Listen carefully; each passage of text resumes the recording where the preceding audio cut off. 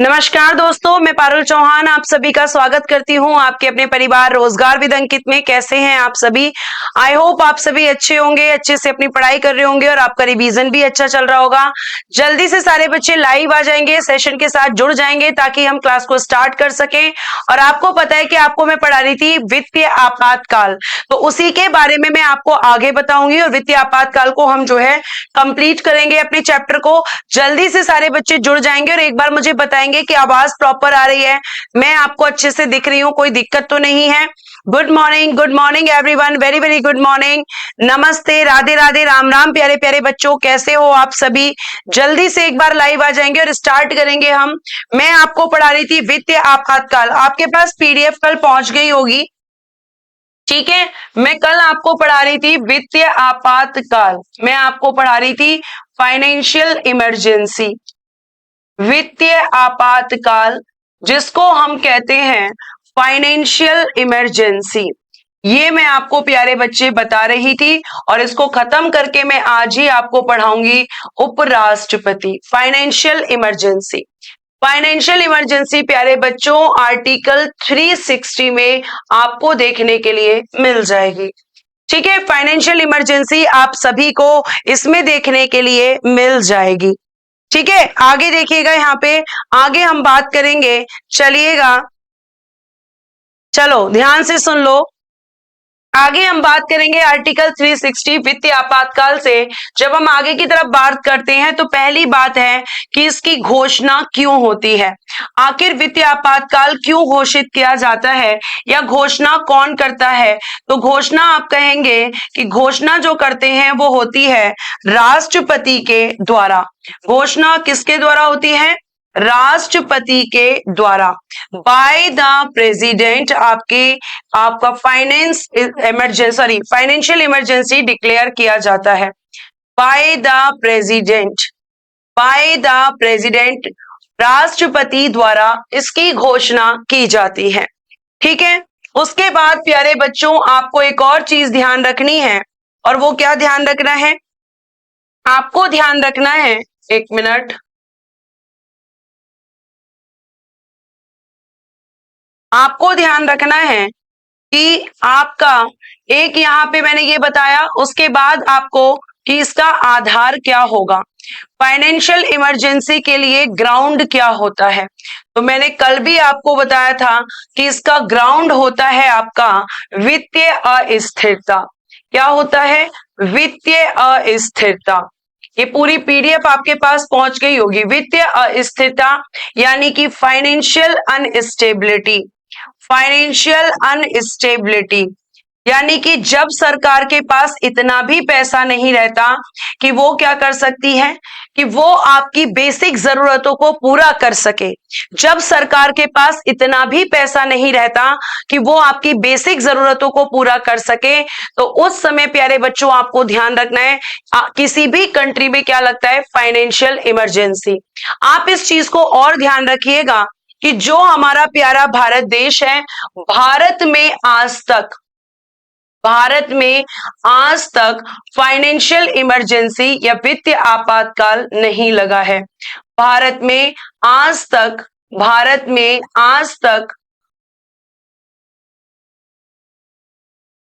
ठीक है, आज तक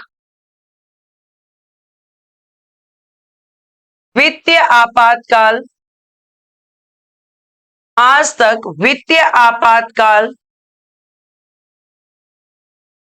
नहीं लगा है। कभी ऐसी सिचुएशन नहीं आई कि इंडिया को फाइनेंशियल इमरजेंसी लगानी पड़े। अगर आप न्यूज वगैरह पढ़ते होगे तो आपने देखा होगा कि न्यूज में कुछ टाइम पहले श्रीलंका के राष्ट्रपति देश छोड़कर भाग गए थे क्योंकि उस देश की वित्तीय हालत बहुत खराब हो गई थी। वो अपने यहाँ के लोगों की बेसिक जरूरतें जैसे खाना पीना जो होता है जिससे इंसान जीवित रह सकता है, उसको भी पूरा नहीं कर पा रही थी। तो श्रीलंका में फाइनेंशियल इमरजेंसी लगाई गई और जब वो कंट्रोल नहीं हो रही थी सिचुएशन, तो राष्ट्रपति देश छोड़कर भाग गए थे, ठीक है। ये आपको ध्यान रखना है। उसके बाद प्यारे बच्चों आधार आपको बता दिया। फिर आपको पता है कि घोषणा होने के बाद क्या लेना होता है, अनुमोदन। आपको चाहिए होता है प्यारे बच्चों अप्रूवल, और अप्रूवल किस किस का लेने के लिए जाते हो, अनुमोदन सहमति लोकसभा और राज्यसभा। अब अगला क्वेश्चन ये आता है कि यहाँ पे जब अप्रूवल लेने के लिए जाओगे तो आपके पास अप्रूवल का टाइम कितना होगा, तो आप लिखोगे घोषणा के दिन से, घोषणा के दिन से 2 माह के अंदर, घोषणा के दिन से 2 माह के अंदर, यानी कि with in 2 months, with in 2 months. यानी प्यारे बच्चों अगर आपकी 6 अगस्त को आपका फाइनेंशियल इमरजेंसी डिक्लेयर हुआ है तो आप 6 अक्टूबर से पहले पहले आपको इसका अप्रूवल लेना होगा लोकसभा और राज्यसभा से। और प्यारे बच्चे यहां बार बार अप्रूवल लेने की जरूरत नहीं होती है, जरा ध्यान से सुनना। एक बार अनुमोदन से, ठीक है, एक बार अनुमोदन से, एक बार अनुमोदन से, एक बार अनुमोदन से असीमित समय तक लागू, असीमित समय यानी कि अनलिमिटेड, असीमित समय तक लागू हो सकती है। इसमें आपको बार बार अप्रूवल नहीं लेना पड़ेगा, लागू हो सकती है, ठीक है, ये आपको ध्यान रखना है।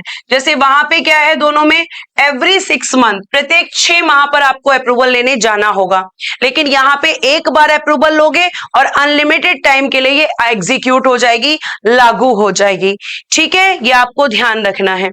आवाज क्लियर नहीं आ रही है, आवाज क्लियर आ रही है या नहीं आ रही है, ये बताओ पहले, ठीक है, एक बार ओके कर, एक बार थम्स अप करके बताएंगे आवाज आ रही है, बताइए। दीपशिखा जी मैंने अभी थोड़ी देर पहले बताया है, क्लास में टाइम से आया करे बेटा।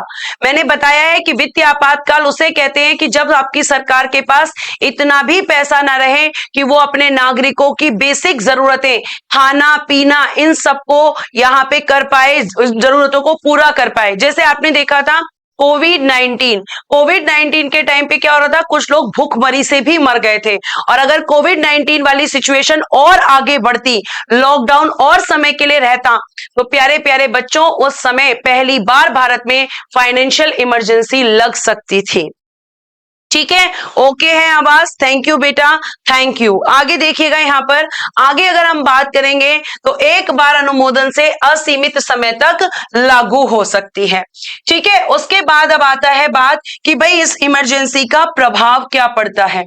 ये जो इमरजेंसी होती है इसका प्रभाव क्या पड़ता है, प्रभाव देखिएगा प्यारे बच्चे, प्रभाव या हम कह सकते हैं इफेक्ट क्या पड़ता है, ये हमें पता होना चाहिए कि भाई प्रभाव क्या पड़ता है।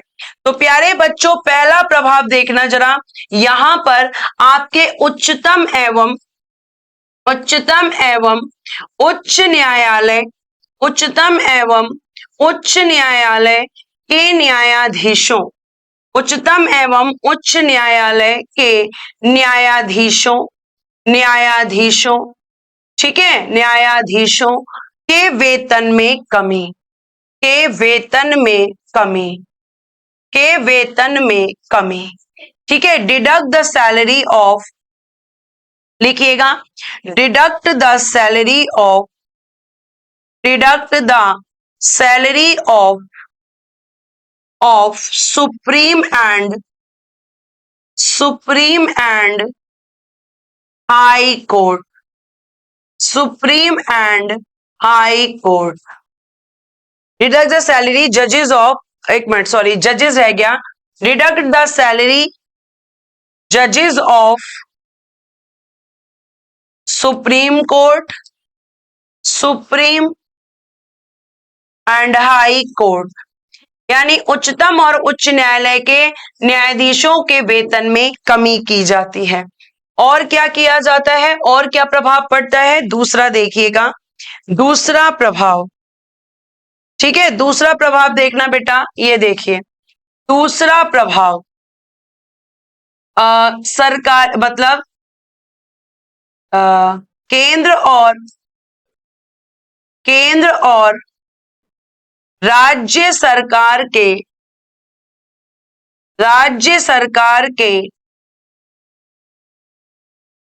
सभी कर्मचारियों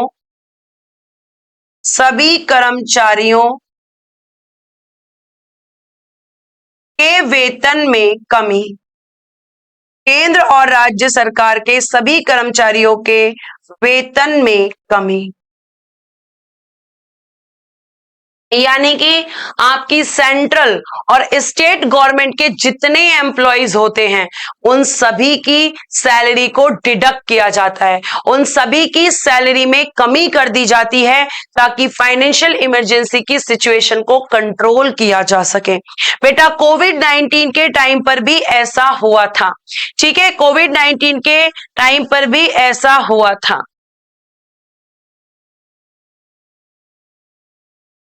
हेलो मैम, आर्टिकल 360 के अनुसार क्या वित्तीय आपातकाल किसी एक स्टेट में लगाया जा सकता है? वित्तीय आपातकाल कभी एक स्टेट में नहीं लगता है, वो पूरे देश में लगेगा, क्योंकि फाइनेंशियल जब आपकी अनस्टेबिलिटी होती है, यानी कि आपकी गवर्नमेंट की जो क्रेडिट है जब डाउन होती है तो वो पूरे देश की डाउन होती है, तो फाइनेंशियल इमरजेंसी की सिचुएशन आपके पूरे देश में लगती है, ठीक है, ये आपको ध्यान रखना है। थैंक यू लक्ष्मी जी, बहुत धन्यवाद आपका। तो ये प्यारे बच्चों आपकी 3 तरह की इमरजेंसी होती हैं, उनके प्रभाव होते हैं, उनके अप्रूवल का टाइम, और आपको ये तो अब पता ही होना चाहिए कि वापस कौन लेता है। वापस कौन लेगा? तो जाहिर सी बात है कि राष्ट्रपति ही इसको वापस लेते हैं, ध्यान रखना, राष्ट्रपति ही वापस लेते हैं और राष्ट्रपति ही इन तीनों को अनाउंस भी करते हैं। क्लियर है बच्चा? अब आपका जो आज का टॉपिक है जिसका नाम है प्यारे बच्चों उपराष्ट्रपति, ठीक है, तो भारत के उपराष्ट्रपति जी के बारे में हम पढ़ेंगे। और आपके बाप को मैं बता दूं कि भारत के उपराष्ट्रपति, यहाँ पे मैं हाथ से भी लिख के आपको बताऊंगी ताकि चीजें आपको क्लियर हो जाएं, ठीक है। उपराष्ट्रपति यानी कि vice president.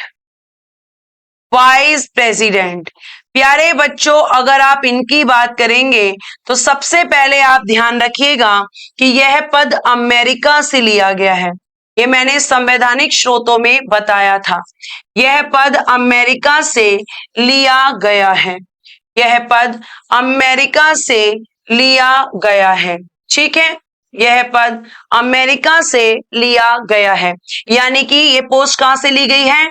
Taken from USA, this post taken from USA से इस पद को लिया गया है। यूएसए लिख दीजिए या अमेरिका लिख दीजिए, एक ही बात होती है। आज मैं आपको बताऊंगी कि उपराष्ट्रपति का काम क्या होता है, उपराष्ट्रपति को क्या सैलरी मिलती है, क्या उपराष्ट्रपति के नाम से ही सैलरी मिलती है, सारे प्रश्नों के उत्तर दूंगी, जरा क्लास को ध्यान से देखना, ठीक है, क्लास को प्यारे बच्चों ध्यान से देखना,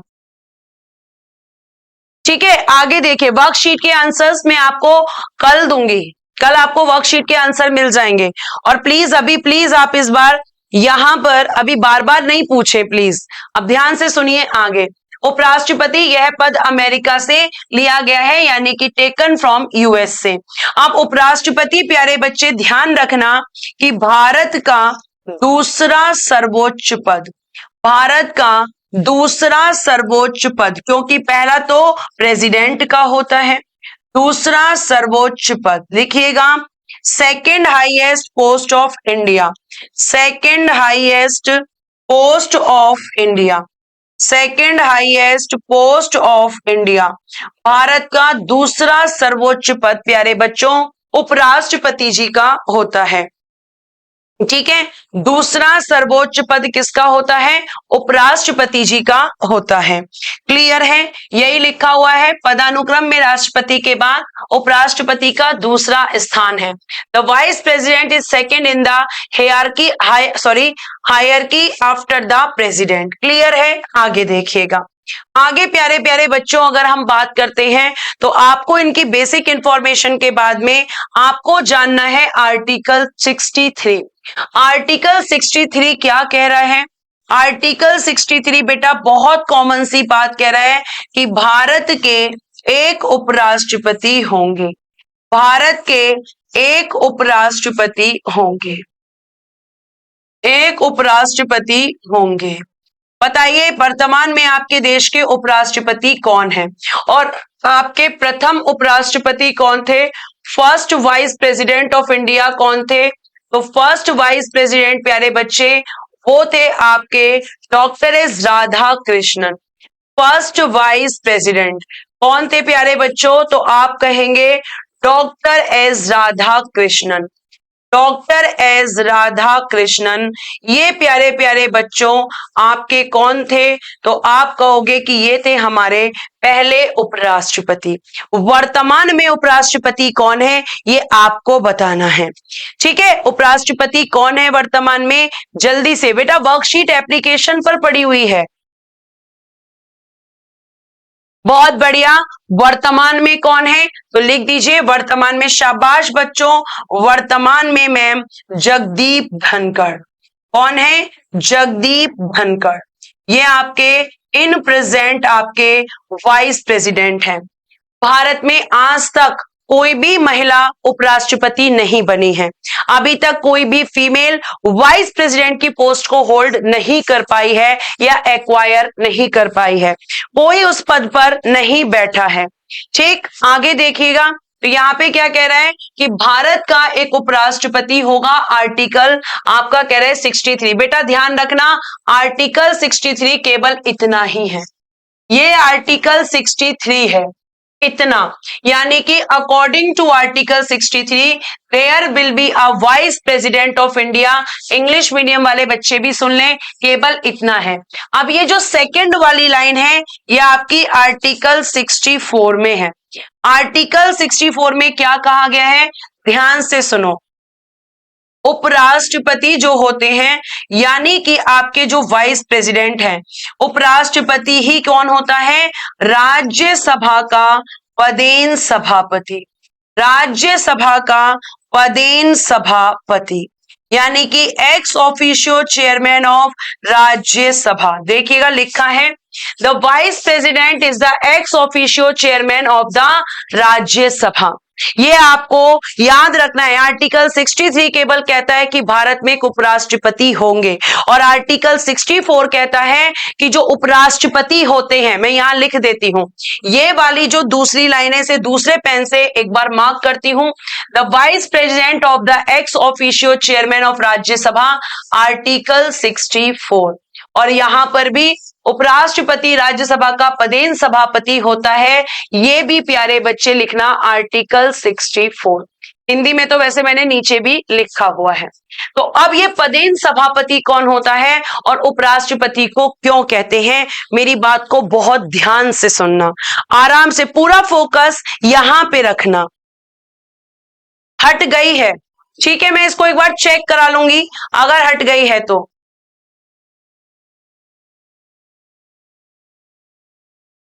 ठीक है, ध्यान से सुनिएगा।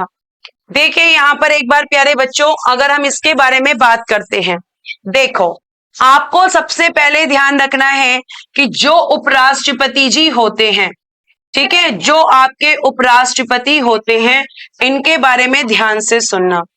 बेटा उपराष्ट्रपति जी नाम का एक पद तो है, उपराष्ट्रपति एक पद तो है, लेकिन उपराष्ट्रपति के नाम से कोई काम नहीं है। मैं लिख देती हूं, उपराष्ट्रपति नाम से कोई काम नहीं है। उपराष्ट्रपति पद का, उपराष्ट्रपति नाम से, उपराष्ट्रपति नाम से, उपराष्ट्रपति के नाम से कोई कार्य नहीं है, ताकि आपको ये बातें ध्यान रहे। कोई कार्य नहीं है, नहीं है। ठीक है, अब बात करते हैं फिर कार्य क्या है। तो प्यारे बच्चे इनका जो मेन कार्य है लिखेगा, मुख्य कार्य, मुख्य कार्य राज्यसभा के, राज्यसभा के सभापति, राज्यसभा के सभापति का होता है। यानी कि इनका जो मेन फंक्शन है वो किस नाम से है? राज्यसभा के सभापति, चेयरमैन ऑफ राज्यसभा। ये बेटा इनका मेन फंक्शन होता है। यहां पर ये उपराष्ट्रपति नहीं, राज्यसभा के सभापति के नाम से काम करते हैं और यही इनका मेन फंक्शन है। उपराष्ट्रपति के नाम से इनका कोई काम ही नहीं है। ये पद तो है लेकिन इनका मेन काम क्या है कि राज्यसभा के सभापति। आगे देखिए, ठीक है। अब देखिएगा आगे, यहां पर आगे अगर हम बात करते हैं तो आगे और क्या बातें कही जा रही हैं। फिर प्यारे बच्चे अगर हम और बात करते हैं तो इनका दूसरा काम क्या है जो कभी कभी ये करते हैं? जब कभी राष्ट्रपति जी की जब कभी राष्ट्रपति जी की जब कभी राष्ट्रपति का पद किसी कारण से कारण मैंने आपको बताए हैं, पद त्याग पत्र हो गया, महाभियोग हो गया, मृत्यु हो गई या कोई अन्य कारण, किसी कारण से रिक्त का मतलब होता है वैकेंट, ठीक है। किसी कारण से रिक्त हो जाती है, किसी कारण से रिक्त हो जाती है, तब उपराष्ट्रपति कार्यवाहक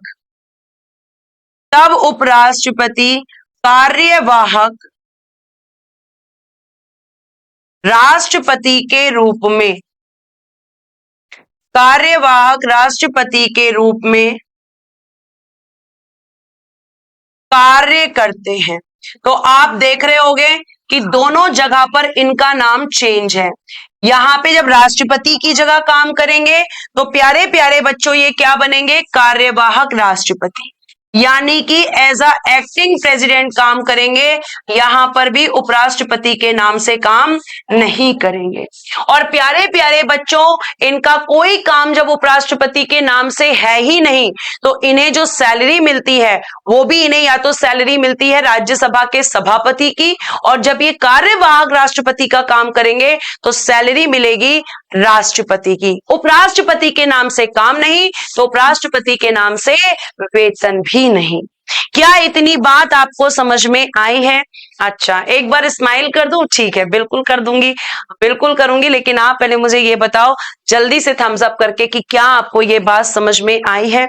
जी हाँ प्यारे बच्चों, अभी मैं बताऊंगी, लिखवा रही हूं आर्टिकल, थोड़ा सा पेशेंस रखेंगे अंदर। आपके जब उपराष्ट्रपति जी कार्यवाहक राष्ट्रपति का काम करते हैं तो ये किस आर्टिकल में आता है? एक बच्चे ने प्रश्न पूछा है।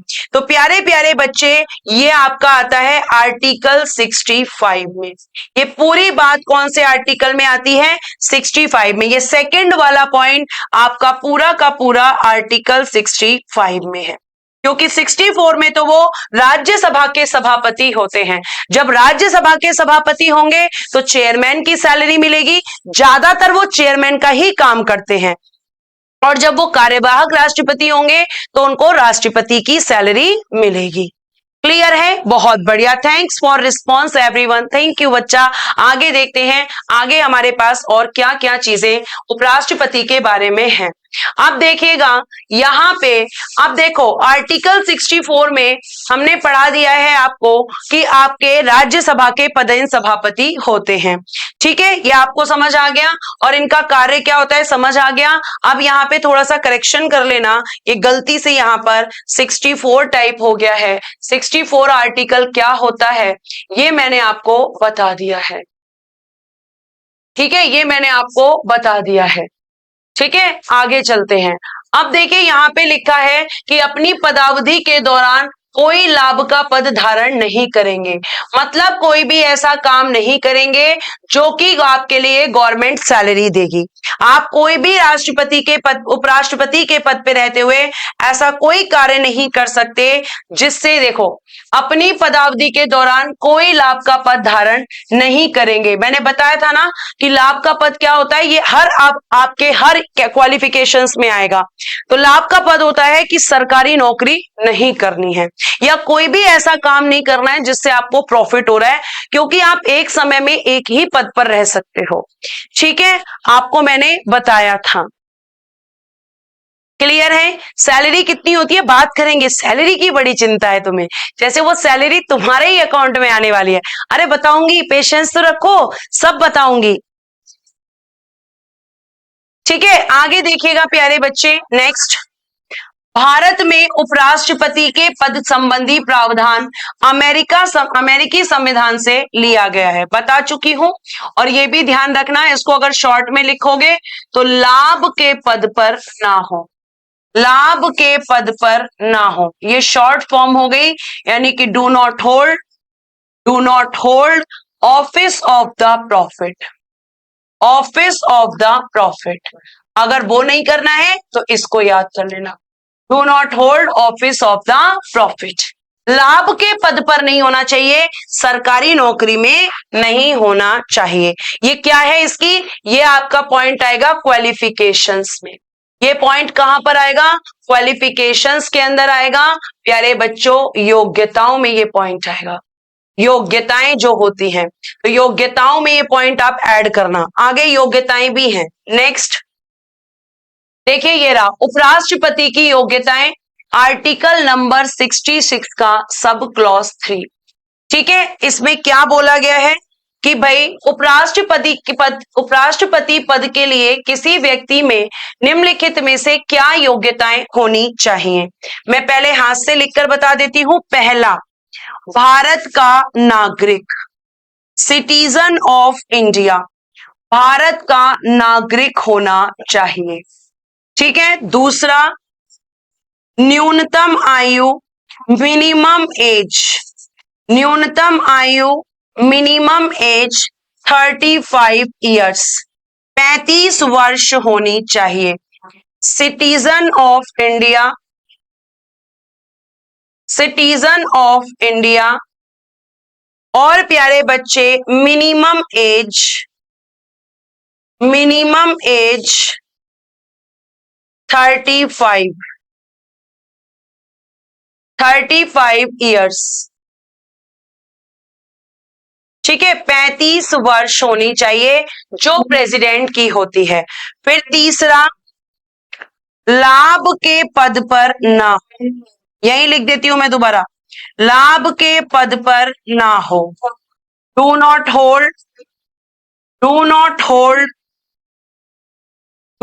Hold office of the profit, office of the profit. फिर अगला लिखना, पागल ना हो। अगला क्या लिखोगे, पागल ना हो, पागल ना हो। Do not unsound mind, do not unsound mind मतलब मेंटली फिट होना चाहिए। भाई किसी पागल को हम राष्ट्रपति या उपराष्ट्रपति तो नहीं बना सकते, राष्ट्रपति बनने के लिए भी ये आपका यहाँ पे इंप्लीमेंट होगा। 65 कहाँ गया, बच्चों का ध्यान ही नहीं है क्लास में। बेटा जरा यहाँ पे फोकस करोगे तो समझ में आएगा। देखना ये क्या लिखा है बड़े बड़े अक्षरों में। किसने किया था ये कमेंट, पहले तो उनसे बात की जाए। चले गया ऊपर।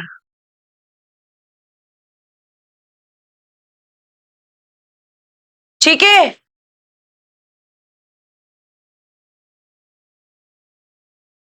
नहीं भाई मेरा बर्थडे नहीं है, किसने कहा मेरा बर्थडे है। ठीक है, तो आपको ध्यान रखना है। आगे देखिएगा,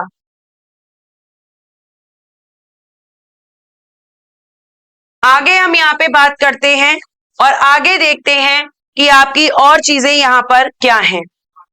क्लियर है, अधिकतम आयु नहीं होती बेटा, अधिकतम आपके संविधान में नहीं बताई गई है। जब तक नहीं मरता कोई व्यक्ति तब तक वो वाइस प्रेसिडेंट बन सकता है। जैसे राष्ट्रपति कितनी भी उम्र तक बन सकते हैं, ऐसे वाइस प्रेसिडेंट भी कितनी भी उम्र तक बन सकते हैं। जैसे राष्ट्रपति कितनी भी बार बन सकते हैं, ऐसे ही उपराष्ट्रपति भी एक व्यक्ति कितनी भी बार बन सकता है, लेकिन इनका भी इलेक्शन होता है। इलेक्शन भी मैं आपको बताऊंगी, पहले एक बार योग्यता पढ़ लीजिए। ठीक है, आगे देखिए यहां पर। आप प्यारे बच्चों ध्यान से देखा करो बोर्ड की तरफ। तो मैं आपको योग्यताएं बता रही थी, और एक योग्यता और लिखना कि आपका क्या होना चाहिए, नहीं होना चाहिए। पांचवा, दिवालिया ना हो, दिवालिया ना हो। अब आपका क्वेश्चन उठेगा कि दिवालिया किसे कहते हैं। Do not do not insolvent, do not insolvent. बेटा जिसको आप कहते हैं बैंकरप्ट, जिसको आप कहते हैं बैंकरप्ट, दिवालिया होता है एक ऐसा व्यक्ति जिसने बैंक से पैसा लिया लेकिन बैंक का पैसा वापस नहीं किया बल्कि भाग गया। आपने बैंक से पैसा ले लिया और आपने कहा कि मैं आपका लोन वापस कर दूंगा, अभी मुझे लोन की जरूरत है और आप मुझे दे दीजिए। अब आपने क्या किया, बैंक से पैसा तो ले लिया लेकिन उसे वापस नहीं किया, तो आप क्या कहलाएंगे, बैंकरप्ट कहलाएंगे। आपको दिवालिया घोषित किया जाएगा और कौन करेगा, कोर्ट करेगा। अगर आपने बैंक का पैसा चुराया है, अगर आप बैंकरप्ट हैं, आपने बैंक का पैसा लेके बैंक को पैसा वापस नहीं किया, तो आपको डिक्लेयर किया जाएगा दिवालिया। और अगर आप दिवालिया घोषित हो जाएंगे तो ना तो आप राष्ट्रपति बन सकते, ना आप उपराष्ट्रपति बन सकते, ना आप प्रधानमंत्री बन सकते, ना आप मंत्री बन सकते, ना आप मुख्यमंत्री बन सकते, ये सब में से कोई नहीं बन सकते। ठीक है, ये आपको ध्यान रखना है। बच्चे कह रहे हैं विजय माल्या भाग गया, बहुत बढ़िया। चलिए आगे चलते हैं और आगे देखते हैं कि आगे क्या बातें हैं। ठीक है, देखिएगा जरा यहां पर, जैसे आगे आगे देखिएगा, अब आगे इनकी योग्यताएं लिखी होंगी, यहां पे देखिएगा अगली स्लाइड पे। वह भारत का नागरिक हो, he should be a citizen of India. वह 35 वर्ष की आयु पूरी कर चुका हो, तो आपका यहां पे ध्यान रखेंगे, वह 35 वर्ष की आयु पूरी कर चुका हो, राज्यसभा का सदस्य निर्वाचित होने की योग्यता रखता हो। ठीक है, ये वाला पॉइंट समझना, थर्ड वाला। तो यहां पे हमने जितनी क्वालिफिकेशन बताई हैं उसमें आप क्या ऐड कर सकते हो, सॉरी, उसमें आप जैसे आपका 5 हो गया तो ये आप छठा पॉइंट यहां ऐड कर सकते हो। ये जो थर्ड वाला है आपके लिए अब ये छठा होगा क्योंकि मैंने एक्स्ट्रा भी आपको बताया है। तो क्या होना चाहिए, राज्यसभा का लिखा हुआ है, यहां छठा पॉइंट लिख लो, राज्यसभा का सदस्य निर्वाचित होने की योग्यता must be eligible to elected as a member of Rajya Sabha. बेटा ध्यान रखना कि राज्यसभा का सदस्य बनने की योग्यता यानी कि केवल क्वालिफिकेशंस की डिमांड होती है। अब मैं यहां लिख देती हूं ताकि तुम्हें याद रहे, लेकिन राज्यसभा का सदस्य नहीं होना चाहिए, लेकिन राज्यसभा का सदस्य नहीं होना चाहिए, क्योंकि बेटा एक व्यक्ति एक समय में एक ही पद पर रह सकता है। ये मैंने राष्ट्रपति में भी बोला था कि राष्ट्रपति बनने के लिए लोकसभा के सदस्य की योग्यता होनी चाहिए। एक एमपी बनने के लिए किस सदन का एमपी, राज्यसभा का, राज्यसभा का जो एमपी होता है उसके पास जो क्वालिफिकेशंस होती हैं वो इनके पास होनी चाहिए, लेकिन ये उसके मेंबर नहीं हो सकते, लेकिन ये उनके मेंबर नहीं हो सकते। क्लियर है प्यारे बच्चों, सदस्य नहीं होने चाहिए। अब क्वेश्चन दिमाग में होगा कि अगर सदस्य होंगे तो क्या होगा, तो वो भी मैं आपको बताऊंगी। देखिए क्या लिखा है, आर्टिकल 66 का सब क्लॉज 2, उपराष्ट्रपति संसद के किसी भी सदन का या किसी भी राज्य के विधानमंडल के किसी भी सदन का सदस्य नहीं होगा। मतलब प्यारे बच्चों, वो एमपी नहीं होना चाहिए, वो एमएलए भी नहीं होना चाहिए और वो एमएलसी भी नहीं होना चाहिए। जो व्यक्ति उपराष्ट्रपति बनता है वो एमपी, एमएलए या एमएलसी नहीं होना चाहिए। लेकिन अब आपका प्रश्न है, अगर है तो, अगर है तो, अगर है तो तो फिर उस दिन से, तो फिर एक मिनट,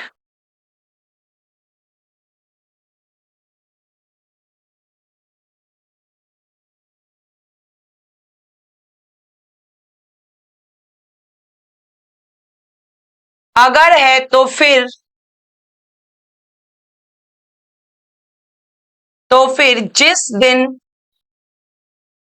जिस दिन वह उपराष्ट्रपति उपराष्ट्रपति के पद को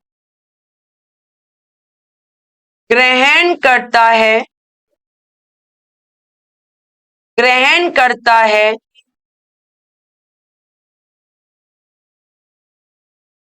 उस दिन से, उस दिन से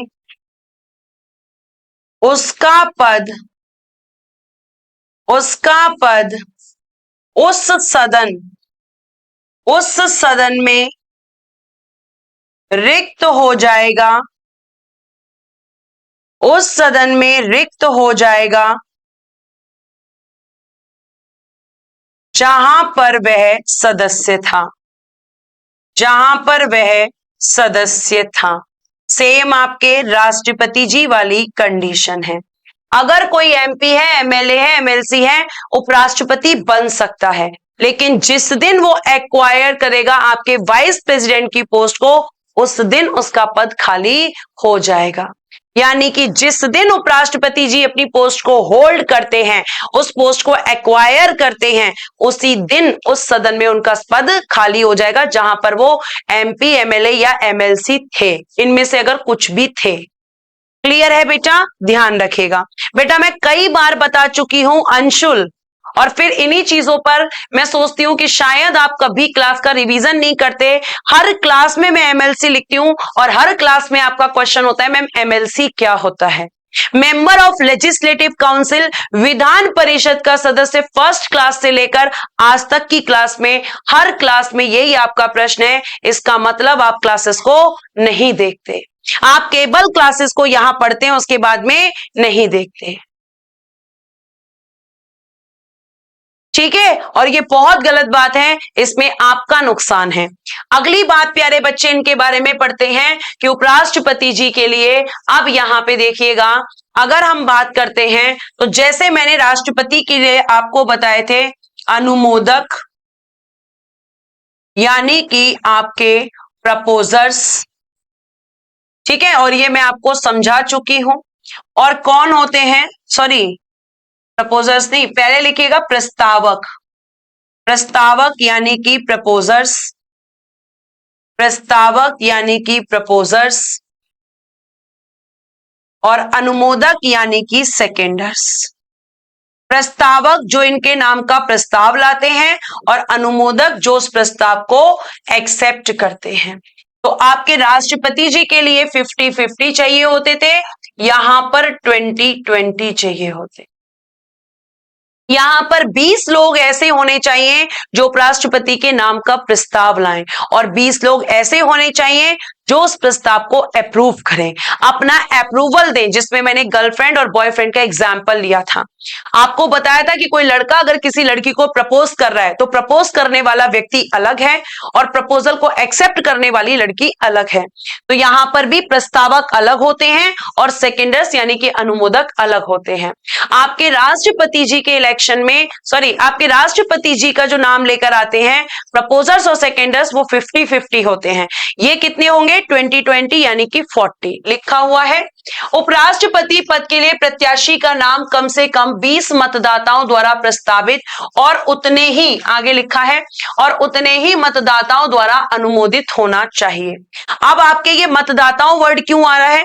क्योंकि प्यारे बच्चे जो ये 40 लोग होंगे, ये कौन होंगे? जो राष्ट्रपति के, सॉरी जो उपराष्ट्रपति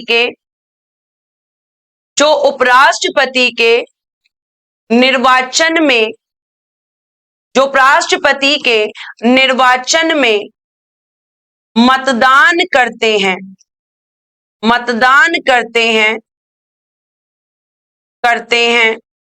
उन्हीं में से 20 प्रस्तावक और 20 अनुमोदक होते हैं, और 20 अनुमोदक होते हैं। अब यहां पे मतदाता कौन होता है यह आपको मैं बताऊंगी। अनुमोदक होते हैं। यहाँ पे कौन कौन वोटर्स होता है, कौन कौन मतदाता होता है, अभी बताऊंगी जब उपराष्ट्रपति जी का इलेक्शन आपको बात करूंगी। ठीक है, जल्दी से आप मुझे बताएंगे कि यहाँ पे आपको चीजें समझ में आई हैं, रिस्पॉन्स देंगे एक बार। नहीं बेटा, एमपी एमएलए एक व्यक्ति एक साथ नहीं बन सकता, किसी एक पोस्ट को होल्ड करेगा एक व्यक्ति, दो पदों पे कैसे बिठा सकते हो आप उसको। ठीक है, आगे देखिएगा। आगे प्यारे बच्चों हम बात करेंगे, तो ये बात समझ आ गई होगी, ये मैंने आपको पिछली क्लास में ही बता दिया था कि आपके प्रपोजर्स और सेकेंडर्स क्या होते हैं। अब जैसे राष्ट्रपति के लिए जमानत राशि होती है, ये इसकी इंग्लिश है, must be approved by voters, और ये इसकी इंग्लिश है। रुपए 15,000 की जमानत राशि, मैंने आपको बताया था कि राष्ट्रपति के लिए जमानत राशि कितनी होती है, और इस जमानत राशि को हम बोलते हैं सिक्योरिटी अमाउंट, सिक्योरिटी अमाउंट। और प्यारे बच्चों ध्यान रखना कि ये सिक्योरिटी अमाउंट दोनों की सेम होती है। राष्ट्रपति और उपराष्ट्रपति के इलेक्शन जो भी कैंडिडेट लड़ता है, उन सभी कैंडिडेट को 15,000 रुपए कहां डिपॉजिट करने होंगे, आपको मैंने बताया था, डिपॉजिट होते हैं, जमा होते हैं आरबीआई में, रिजर्व बैंक ऑफ इंडिया में। और अगर प्यारे बच्चों अब आपसे मेरा प्रश्न है कि अगर कोई कैंडिडेट ये 15,000 रुपए वापस चाहता है तो उसे कब वापस मिलेंगे, और या फिर मैं इस प्रश्न को उल्टा करके पूछूं, मेरा प्रश्न है यह जमानत राशि, यह जमानत राशि यानी कि जो आपकी सिक्योरिटी अमाउंट है, यह जमानत राशि, यह जमानत राशि कब जब्त होती है, कब जब्त यानी कि सीज्ड, कब जब्त यानी कि सीज्ड होती है, कब जब्त होती है, कब जब्त होती है। ठीक है, कब जब्त होती है, ये प्यारे बच्चों अगला प्रश्न है, कब जब्त होती है, यह जमानत राशि कब जब्त होती है यानी कि सीज्ड होती है। तो बताइए कब जब्त होती है बेटा, कब सीज्ड हो जाती है, बताइए जल्दी से।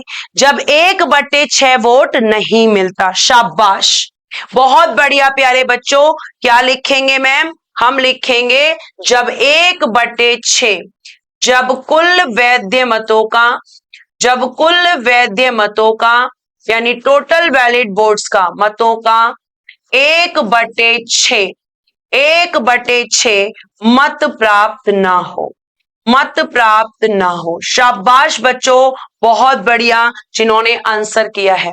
अगर आप आंसर कर पा रहे हैं इसका मतलब आप खुद चीजों को अच्छे से समझ पा रहे हैं। ठीक है, आगे देखिए। आगे प्यारे बच्चे जब हम बात करते हैं तो अब आता है उपराष्ट्रपति का निर्वाचन, इलेक्शन ऑफ वाइस प्रेसिडेंट। प्यारे बच्चों, इलेक्शन ऑफ वाइस प्रेसिडेंट किसमें है, आर्टिकल 66 का सब क्लॉज 1। अब आपको निर्वाचन देखिएगा, यहां पर आर्टिकल मैंने बता दिया, अब मैं लिखकर बताती हूं इलेक्शन। प्यारे बच्चे, इलेक्शन की अगर हम बात करेंगे तो इनका निर्वाचन, पहला पॉइंट लिखना, अप्रत्यक्ष होता है।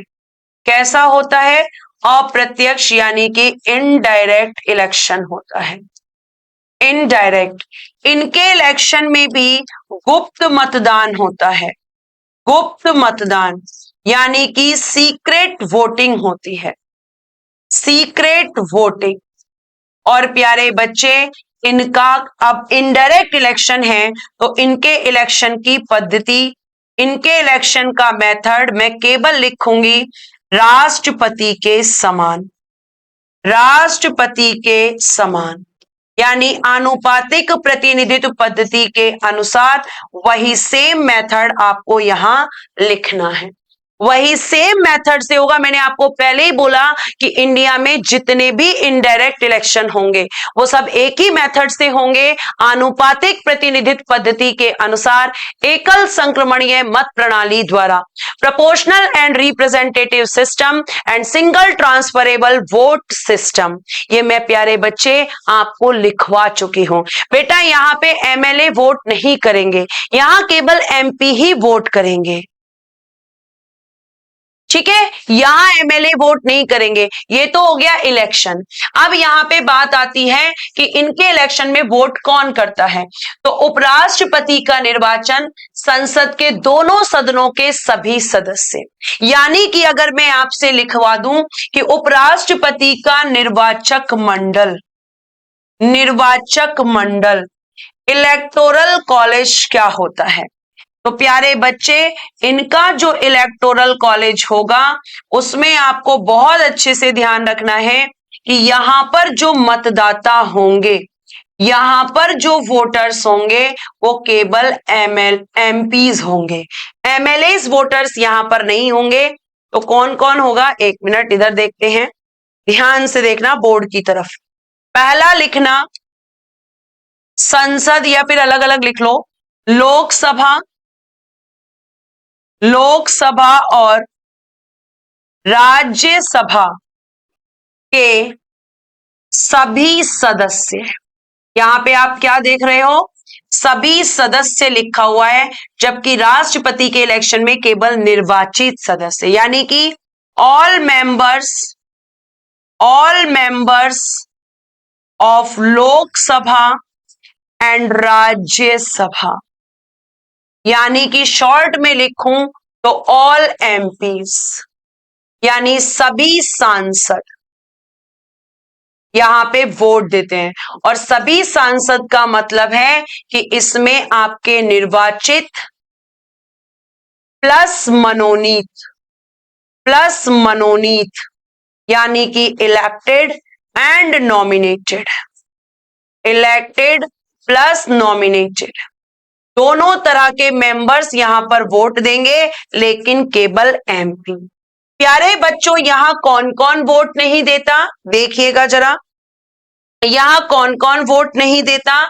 तो आप लिखेंगे कि यहां पर एमएलए वोट नहीं देते, एमएलए वोट क्रॉस लगाना नहीं देते, एमएलसी वोट लिखना नहीं देते। तो एमएलसी तो किसी में भी नहीं देते, ना प्रेसिडेंट में ना ही वाइस प्रेसिडेंट में।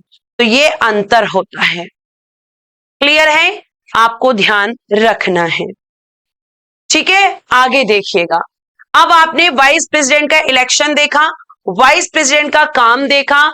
अब प्यारे बच्चे, ये उनकी देखो मेथड लिखा हुआ है। उपराष्ट्रपति का निर्वाचन भी आनुपातिक प्रतिनिधित्व पद्धति के अनुसार एकल संक्रमणीय मत प्रणाली द्वारा तथा ऐसे निर्वाचन में मतदान गुप्त होता है, यानी सीक्रेट वोटिंग होती है। सब लिखवा चुकी हूं। अब आते हैं कि आपके वाइस प्रेसिडेंट का टेन्योर क्या होता है, कार्यकाल। तो कहां दे रखा है, आर्टिकल 67। और प्यारे बच्चों, अगर मैं कार्यकाल की बात करती हूं तो साधारण सी बात होती है कि इनका कार्यकाल या इनका जो टेन्योर या टर्म ऑफ ऑफिस है वो कितना होगा, 5 वर्ष। और किस दिन से, पद ग्रहण के दिन से, जिस दिन ये अपनी पोस्ट को एक्वायर करेंगे उस दिन से लेकर 5 वर्ष तक। 5 वर्ष से पहले ये अपना त्यागपत्र यानी कि रेजिग्नेशन, ठीक है, रेजिग्नेशन किसको दे सकते हैं, रेजिग्नेशन। तो आप कहेंगे कि ये अपना त्यागपत्र देंगे उपराष्ट्रपति को, सॉरी राष्ट्रपति को। तो यानी कि राष्ट्रपति जी ने किसको दिया था मैम, राष्ट्रपति जी ने दिया था उपराष्ट्रपति को, और ये किसको देंगे, राष्ट्रपति को। यानी ये दोनों आपस में एक दूसरे को अपना रेजिग्नेशन दे सकते हैं, अपना त्यागपत्र दे सकते हैं। ठीक है, अब इनको पद से कब हटाया जाता है, क्या कोई एक्टिंग वाइस प्रेसिडेंट भी होता है, ये मैं आपको बताऊंगी कल की क्लास में। आज हम अपनी क्लास को यही विराम देते हैं। आपकी क्लास का जो है, हाँ, शपथ भी बताऊंगी, सब बताऊंगी। कल ये खत्म होगा और कल प्यारे बच्चे में प्रधानमंत्री और उसकी मंत्री परिषद और साथ साथ मुख्यमंत्री और उसकी मंत्री परिषद 4 चैप्टर एक साथ पढ़ाऊंगी। और आपको उसमें क्या देखने के लिए मिलेगा, केवल आर्टिकल्स चेंज होंगे, बाकी सब कुछ सेम रहेगा। आपको मैं बताऊंगी कि किस तरीके से स्मार्ट स्टडी करके आप 4 चैप्टर्स को एक साथ खत्म कर सकते हो। कल की क्लास में आपको कुछ नया सिखाऊंगी। आज के लिए क्लास को यही विराम देती हूं।